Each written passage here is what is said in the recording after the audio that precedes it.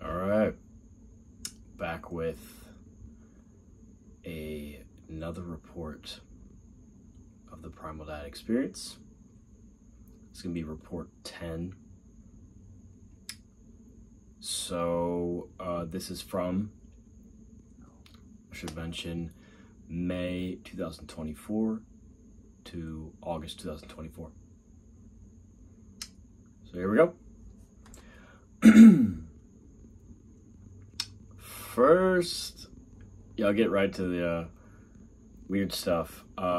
So my batch of High Heart I've been making, I think after about 3 to 4 months age, it has had the worst and strongest smell I've ever smelled, potentially in my life. But the taste is surprisingly super mild, and it's like a pot roast beef flavor kind of thing.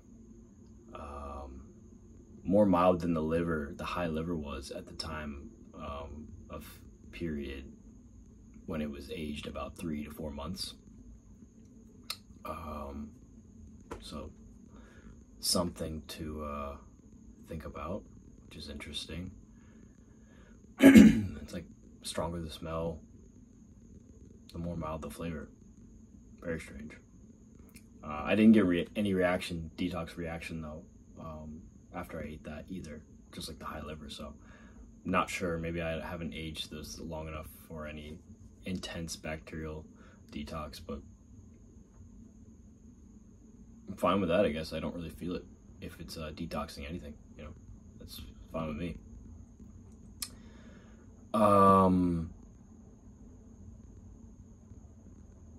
Next, I'm still staying up too late, past midnight, probably almost every night.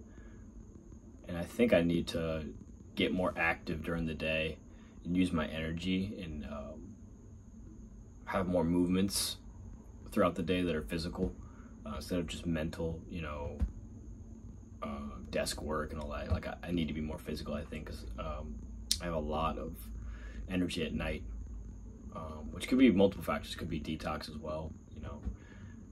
It's been said that we detox a lot stronger at night, since that's the time we should be sleeping, arguably.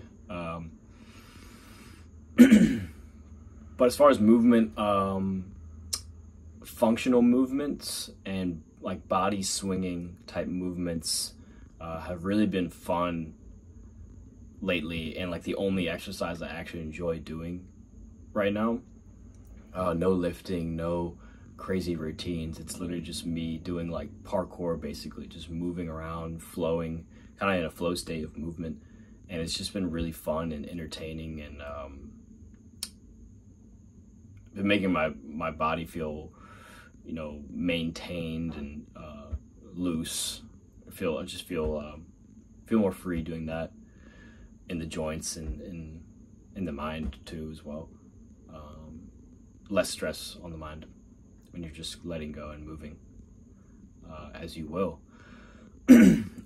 Next, the lubrication formula is, for me, it's been an instant hormone producer.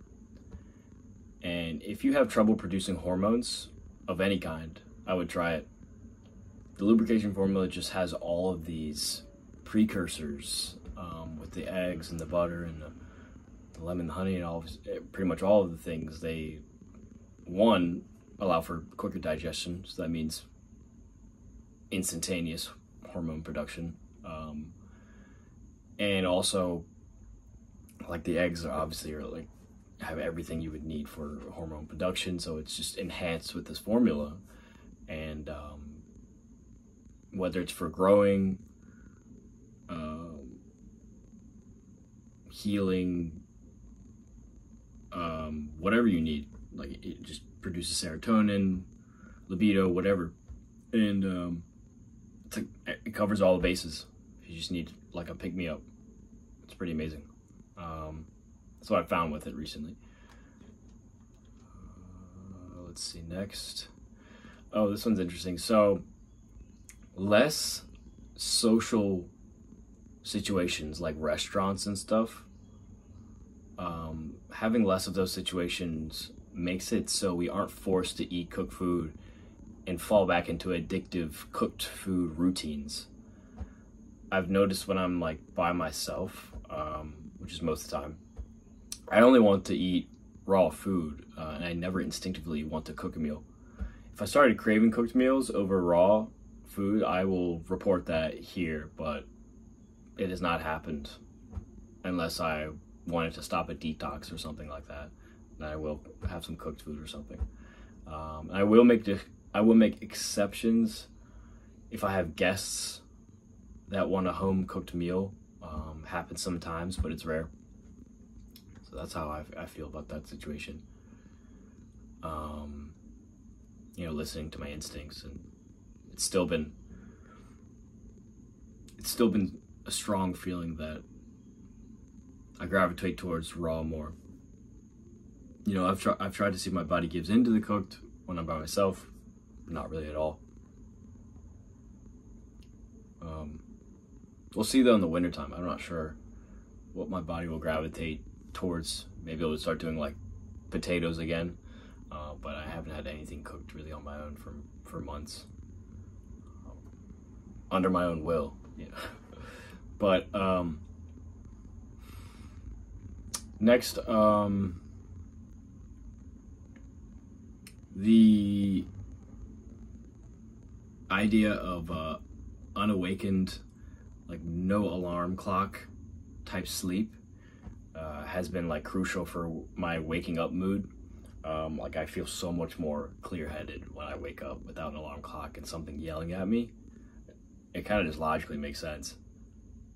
Like you have a quiet waking up from your deep sleep, and you don't feel like you're being thrusted into some situation or something, and your body gets a chance to heal as much as possible for that night cycle of sleep. So that's been huge, I think, for me. Obviously, I know some people can't do that because of work, but I'm fortunately in a situation where I can do that and still work. But try to do what you can, or take naps during the day too. But also, my energy has been stable most of the day, but then it crashes like early around the afternoon time.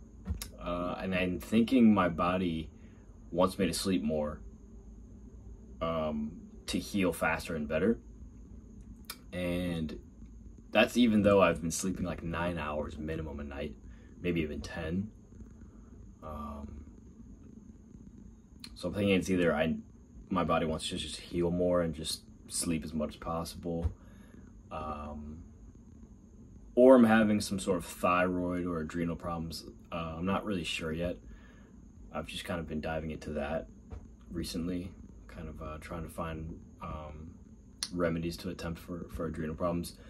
I've included red meat back in my diet, especially in the morning meals, to try to get that energy back, but I'm still tired really early in the day, so I don't know if it's the lack of red meat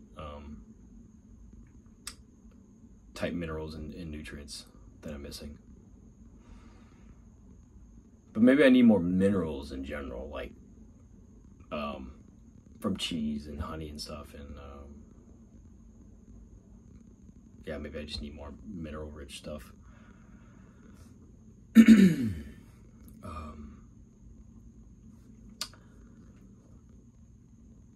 The candida thing kind of links into that. I'm pretty sure my candida situation is how do I say this?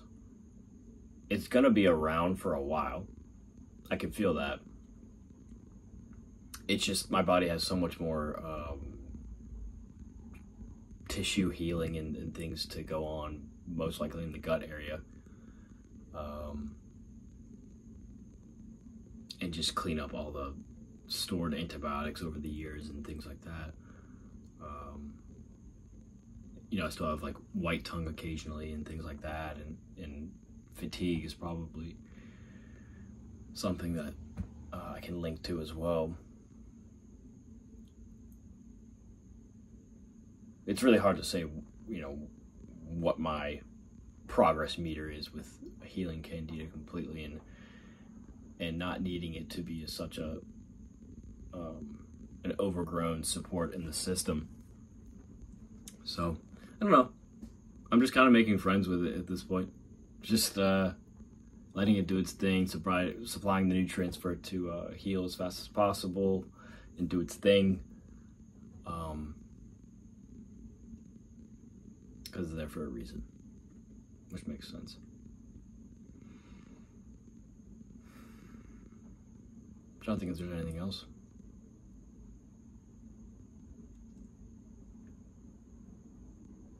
Pretty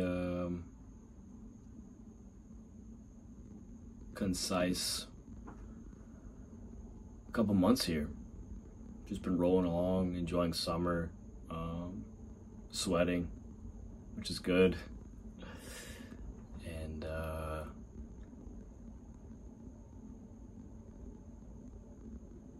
trying to think if there's anything I didn't put in my notes, but I believe that's it.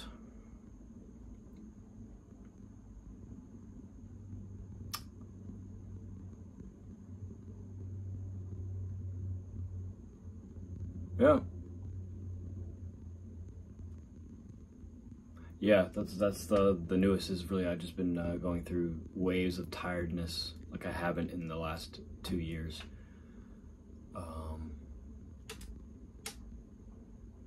So that's just a more intense period of detox. It's just been longer term, and you know, I'll push through it a couple more months, and I'm not gonna try to push any more detox than what I'm doing right now. You know, try to keep it sane. I still want to be functional. I can move around and stuff like that, but it's not debilitating. It's just one of those things, you know. You feel it, but if it does get more serious, you know, and I can't function, then I'll, you know, I'll cut back on some of the extremely bacterial foods, or the solvent-based foods, or, you know, I'll introduce some cooked things back in to cut back the detox, but we'll see how it goes, you know. Nothing too harmful, I notice right now, so I'm gonna roll with it.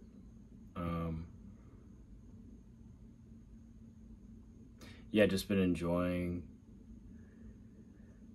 outside as much as I can in the summer, try to get as much sun as possible without any sunscreen, trying to get actual absorption this year. Probably way more than last year. But so I've been feeling better after doing that as well. Okay, I think I'm rambling. Yeah, that's really it. All right. See you on the next one.